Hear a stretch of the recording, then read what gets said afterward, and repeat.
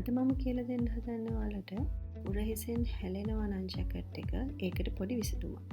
ඔයාලා කරන්න ඕනේ ඔයාලා අඳගන්න මූලික පිටිපස්ස පතරම ඇඳගන්න. ඒකේ පොඩි වෙනස්කමක් කරලා තමයි මේ උරහිසෙන් හැලෙන එක අඩු කරගන්නේ.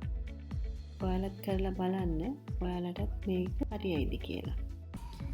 මේ තියෙන්නේ ජැකට් එක පිටිපස්ස පළුව මූලික පතරම ඔයාලා ඇඳගන්න විදිහට ඇඳගන්න.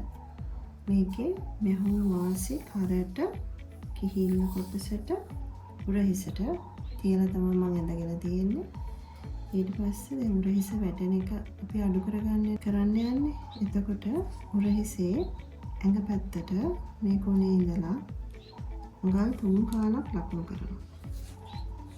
ඒ ලකුණු කරගත්ත උගල් 3 කාල මේ පැත්තේ ඉඳලා මේ පැත්තට ලකුණු කරගන්නවා. ඊට පස්සේ මම දෙන්නන කල ඇඳගන්නේ කොහොමද කියලා.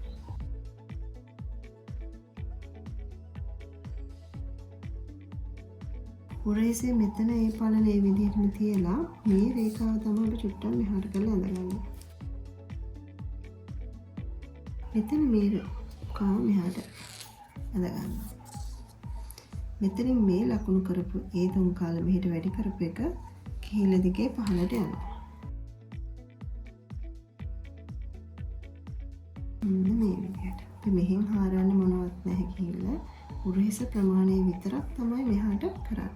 මෙහෙට ආවම උරහිස වැටෙන ප්‍රමාණය හැලෙන ගතිය අඩු වෙනවා. මේ විදිහට. මේ කර මේ විදිහටමයි. මෙතන මේ විදිහයි. උරහිසේ පළල වලට අවශ්‍ය ප්‍රමාණයක් ගන්න පුළුවන්. මම මේ අඟල් 2.5ක වගේ පළලක් ගත්තේ පොඩි උරහිසක් ගන්න. ඔයාලට කැමති පළලකින් තියෙන උරහිසකටත් වැඩි පළලක් තියෙන එකට උනත් මේ විදිහට කරන්න පුළුවන්. මම කපා ගන්න.